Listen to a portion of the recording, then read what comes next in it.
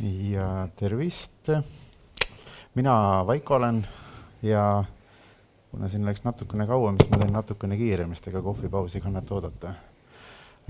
Mul ei olnud ainult seda, ma ei leidnud just. Tänud.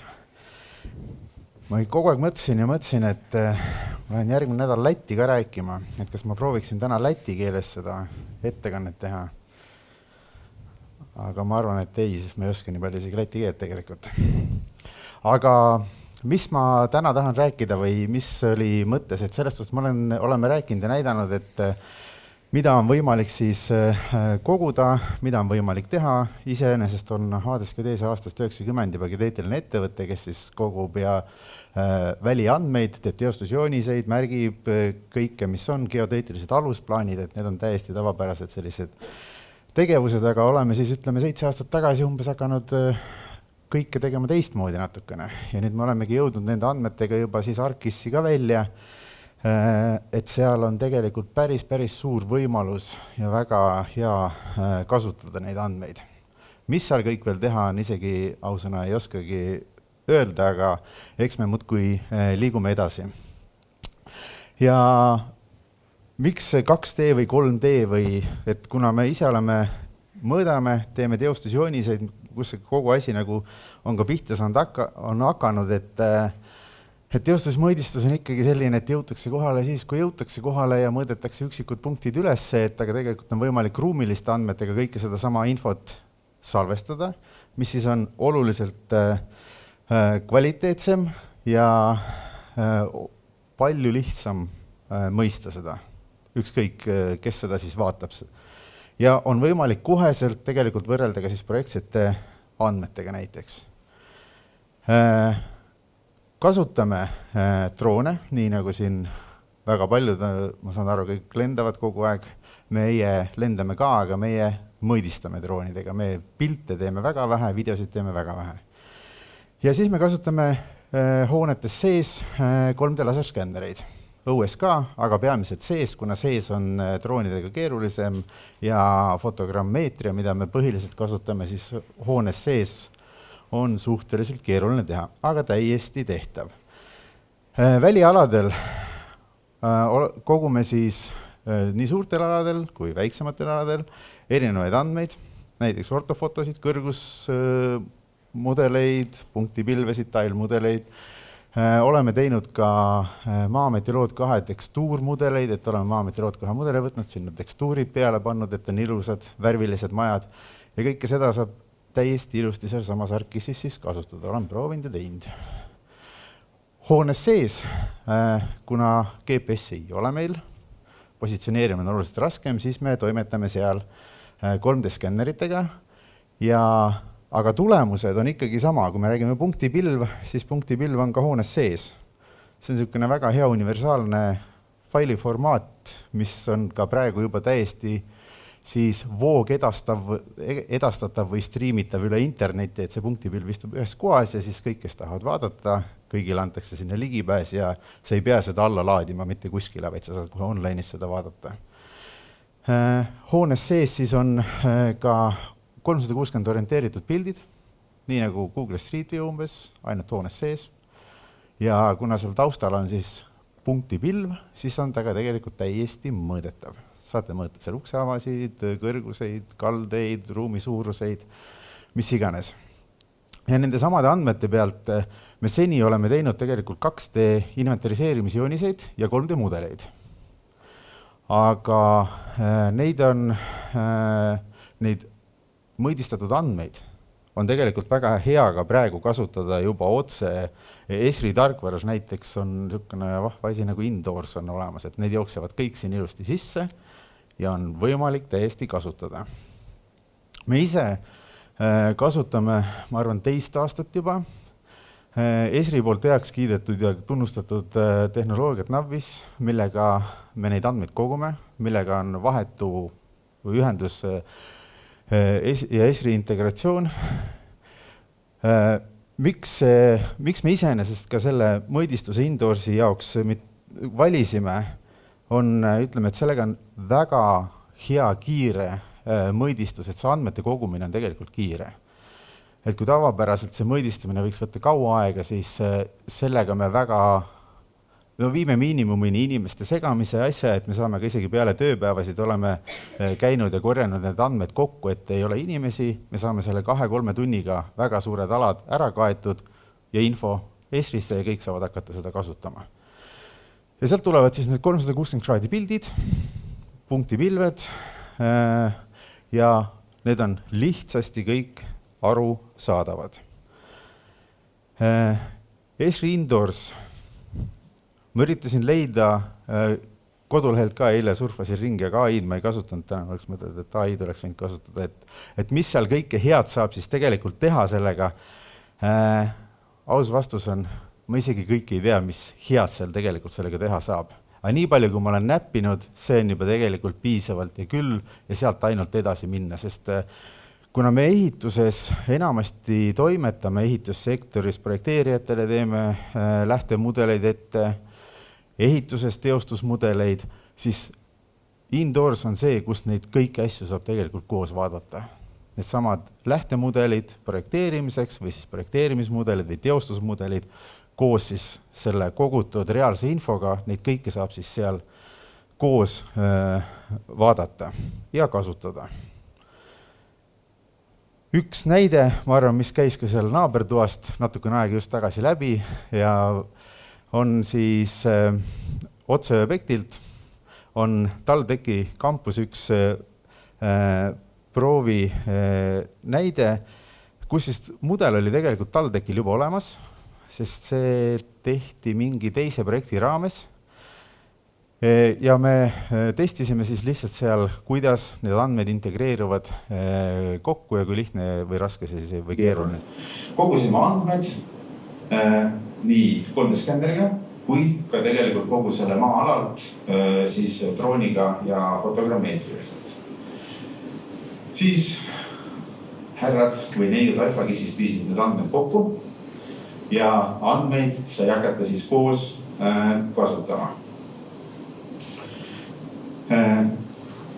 Kui tavapäraselt on 3D mudel on selline hall või okei, seal on mingid värvid ja asjad antud, siis antud juhul on praegu toodud sinna ka punktipilvi juurde. Praegu siin kahjuks 360 kraadi pildiga näidet ei ole, aga siin pärast poole saab aimu, kuidas need kõik pildid ja asjad võiksid nagu toimuda. Aga mis nagu meie mõte või mis me oleme saanud kogu aeg nagu aru on see, et kui me räägime sellest BIM-mudelist nii nagu siin on. Tihti on see, et inimesed ikkagi sellest mudelist aru ei saa, kuna ta on nii ühesugune hall. Sa lähed sinna ruumi sisse, kõik seinad on hallid, midagi on siin, midagi on seal. Mis ruumis me iseenesest oleme, ega ka aru ei saa.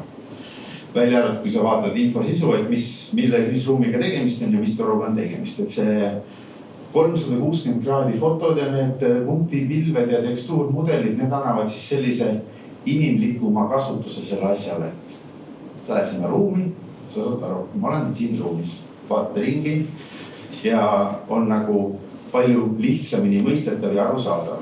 Siin on nüüd see samane koht on punktipilvega lihtsalt siis olemas. Ja kasutusjuhtusid tõesti, kas või majajuhist, nii nagu siin on näide ka teil koridori visti pandud, saad võtta rakenduse lahti, juhatab sind ilusti ja siis ma kujutan ette, et seal on 360 kraadi pilti ja saad vaadata, kus see ruumis täpselt on ja milline see välja näeb. Aga kas siit ainult siis nagu Indoors, mitte isegi ainult Indoors, vaid ütleme, et praegune situatsioon nagu. Me enda tegemistes oleme läinud ka niimoodi, et tegelikult võiks hakata koguma seda, mida me tavaliselt ei näe, just seal maa all, seina taga ja kõike seda, aga seda me väga koguda ei saa, välja arvatud ehituse ajal, kui seda parasjagu teha. Ehk siis tegelikult väike soovitus kõigile Tallinna linna, kus ta on kommunaalamet, maa-aluseid asju juba laseb skaneerida ja sealt hakkab neile tulema siis nagu reaalset infot, kus reaalselt on asjad paigaldatud. Eile Nordeconi Facebooki lehel oli vabandust, lõhkusime kaabli ära, et ei teadnud, et seal on trass. aga ega me ei teagi, kus need kõik on, sest see info kvaliteet on praegu nii, nagu ta on. Aga kui me hakkaksime täna nagu koguma õigesti infot, siis me järsku kunagi enam ei lõhuks neid ära. Teame, kus nad kõik on seal maa sees. Ehk siis tegelikult siseruumides on võimalik ka koguda väga lihtsasti andmeid. See samane mudel, mis siin taga jookseb, on tehtud telefoniga. Selle oli isegi 3D skännerit käinud, on ka mingit fancy't asja. Telefoni, Apple'i seadel on olemas ka lidari funktsioon. Iga ruum on siis vajalikul hetkel ehitaja enda poolt ära salvestatud. Ei pea keegi minema sinna kohale, midagi mõõtma, vaid ehitaja ise kogu siis, kui seda on vaja, ehk siis ütleme teostus, dokumentatsiooni foto asemel pigem soovitaks mudelit. Välialadel samamoodi, mis on maal? Maal on igasugused asjad. Ehk siis siin on samamoodi, ehituse ajal on ka, ei ole keeruline, telefoniga salvestatud info, kokku kogutud, circa 200 mõõdistust tehtud ja selle pealt on siis tehtud juba kas siis teostusjoonised või siis teostusmudelid. Aga info, mis seal maal on ja kuidas ta on ja kuidas need üksteise peal risti-rästi seal on, teostusjoonise peal on ilusti kõik kaablid jooksevad üksteise kõrval. No tegelikult ei jookse, nad on seal päevikus laiali ja kui kopp läheb kaevama, siis ta kaevab sinna lõpuks ikkagi sisse.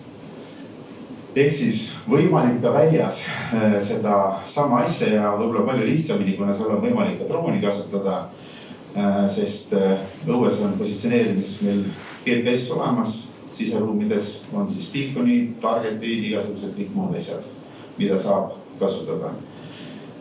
See võib-olla tundub, et läheb nagu kaugele kogu sellest indoorsi asjast, mis ma pidin üldse rääkima, võib-olla keegi tuli kuulama siia.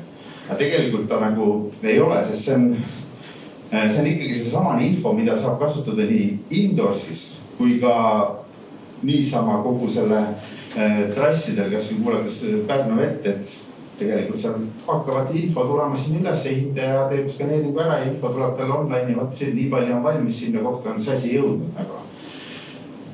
Ja mis selle infoga on võimalik teha? See ei ole nüüd otse Esris nagu ekraanilindistus, aga võimalused täpselt samasugused seal. Info tuleb, on võimalik võrrelda ja järelevalvet teostada põhimõtteliselt nii, et see teisele kohale minema. Kõigil on üks ja sama pilt ees. Ja kõik saavad ühte ja samamoodi aru, kas on õigesti või on valesti. Kui on vaja, on võimalik millimeetrit taga ajada, kas millimeetrit on alati võimalik mõtet taga ajada, see on teine teema nagu.